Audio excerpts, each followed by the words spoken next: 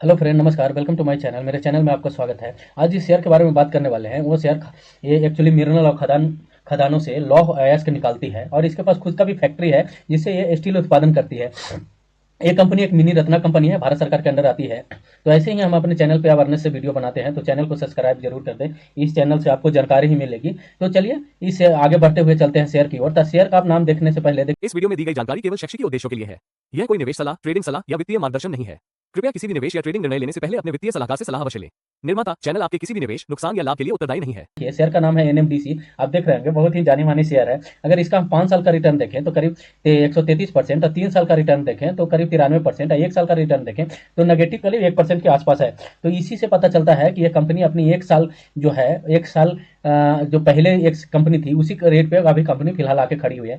अगर 6 महीने में लेते हैं तो 5% का रिटर्न है। तो चलिए आगे देखते हैं इस कंपनी में। तो हम चार्ट लगाएं, चार्ट पे अगर यहाँ देखने की आप कोशिश करते हैं तो ये ट्रेंड लाइन से, अगर हम ट्रेंड लाइन डाल के आपको एक बार दिखाना चाहें तो ये इसका जो सपोर्ट, मेजर सपोर्ट एरिया है, ये देखिए यहाँ से ये सब मेजर सपोर्ट एरिया है। और जहाँ पे अभी कंपनी ट्रेड कर रही है वो भी एक तरह से ये जो सपोर्ट है उसी के आसपास कंपनी अगर ट्रेड कर रही है। आप देखिए ये सपोर्ट, अब देखिए ये वाला सपोर्ट है, मैं आपको बता रहा हूँ। देखिए ये वाला, ये सपोर्ट के आसपास ये कंपनी अभी काम कर रही है। देखिए ये सपोर्ट। तो चलिए आगे चलते हैं। पहले चार्ट के माध्यम से आपको एक बार मैं समझा दूं, ठीक है ना। ये देखिए इस कंपनी का ये जो मेजर सपोर्ट ये वाला एरिया है जहाँ पे मैंने लाइन ड्रॉ किया है। और कंपनी में फिलहाल अभी देखिए तो 80 रुपये के आसपास का हाई लगा के कंपनी 73 रुपये के आसपास है।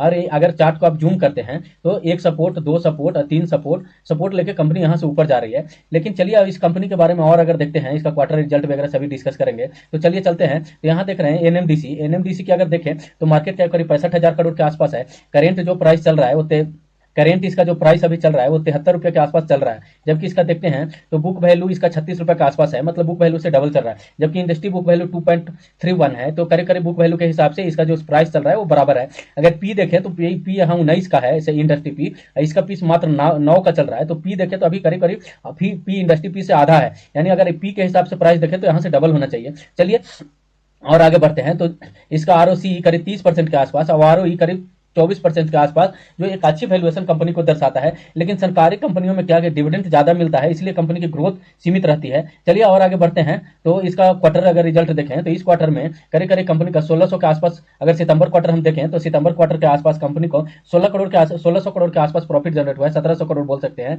अगर देखें तो सेल्स तो 6300 करोड़ सेल्स की है और इसका प्रॉफिट मार्जिन 31% है, जो पिछले प्रॉफिट मार्जिन से थोड़ा सा कम है। अगर ईयर ऑन ईयर बेस पे हम अगर कंपनी को देखें तो ईयर ऑन ईयर बेस पे अगर कंपनी को देखिएगा तो कंपनी के देखिए तो उस कंपनी का सेल्स अगर 2014 से लेते हैं तो करीब थोड़े थोड़े बढ़ के आ रही है। करीब 2014 से अगर हम लेते हैं तो कंपनी का सेल करीब डबल से थोड़ा ज्यादा हो गया। लेकिन प्रॉफिट अगर देखते हैं तो प्रॉफिट में ज्यादा बढ़ोतरी नहीं है। अगर इसका हम इन्वेस्टर में देखते हैं तो अभी भी गवर्नमेंट के पास जो हिस्सेदारी है वो 60% की मजबूत हिस्सेदारी है।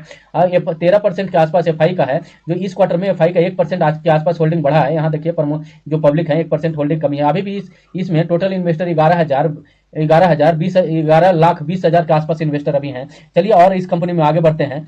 तो एनएमडीसी क्या क्या करती है पहले ये देख लेते हैं। तो ये मुख्यतः खनन का, माइनिंग का काम करती है। ये इसके पास इसके इस्तेमाल होने वाले 3 स्टील प्लांट में इसका बड़ा हिस्सा यूज होता है। इसके पास मुख्यतः खदानें, 3 खदान है। अब देखिए दो छत्तीसगढ़ में, एक कर्नाटका में है और दूसरा देखते हैं तो माइनिंग एक्सप्लोरेशन का एनएमडीसी की खदाने में काम करती है, जिसमें आयरन, लाइमस्टोन, डायमंड आदि ये निकालते हैं। अगर इसका देखें तो प्लांट और स्टील प्रोडक्शन में भी एक कंपनी है। एनएमडीसी सिर्फ खनन नहीं करती बल्कि स्टील बिजनेस में भी इंटर कर चुकी है।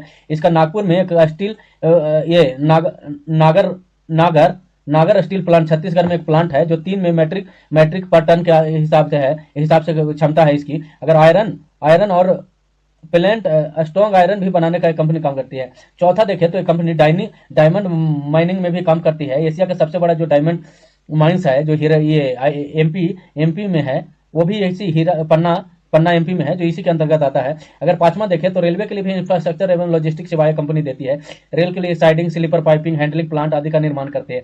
अगर ये कंपनी गवर्नमेंट के अंदर आती है, एक पीएसयू मिनी रत्ना कंपनी है, ये मिनिस्ट्री ऑफ स्टील अथॉरिटी के अंदर आती है। अगर इसका आउटलुक देखें तो एक कंपनी का कैपस बढ़ा रहा है, कंपनी अपने कैपस क्षमता को बढ़ा रही है। एनएमडीसी कैपस प्रोजेक्ट की क्षमता को बढ़ा रही है ताकि इसके अनुसार ये कंपनी 2030 तक 100 मिलियन टन प्रति वर्ष उत्पादन की क्षमता हासिल करने के लिए हासिल करना है। कंपनी को कुछ देखें तो कंपनी के अगर देखते हैं तो घरेलू मांग मजबूत है।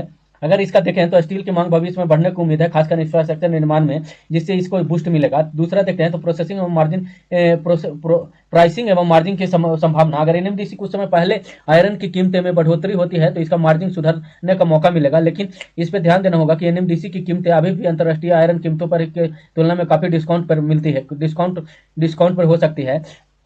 अगर इसका देखते हैं तो सरकार के पॉलिसी को भी इसको बेनिफिट मिलेगा। ये था एनएमडीसी का पूरा सार। वीडियो पे बने हुए हैं तो चैनल को सब्सक्राइब जरूर कर दें। इस वीडियो में दी गई जानकारी केवल शैक्षिक उद्देश्यों के लिए है। यह कोई निवेश सलाह, ट्रेडिंग सलाह या वित्तीय मार्गदर्शन नहीं है। कृपया किसी भी निवेश या ट्रेडिंग निर्णय लेने से पहले अपने वित्तीय सलाहकार से सलाह अवश्य लें। निर्माता चैनल आपके किसी भी निवेश, नुकसान या लाभ के लिए उत्तरदायी नहीं है।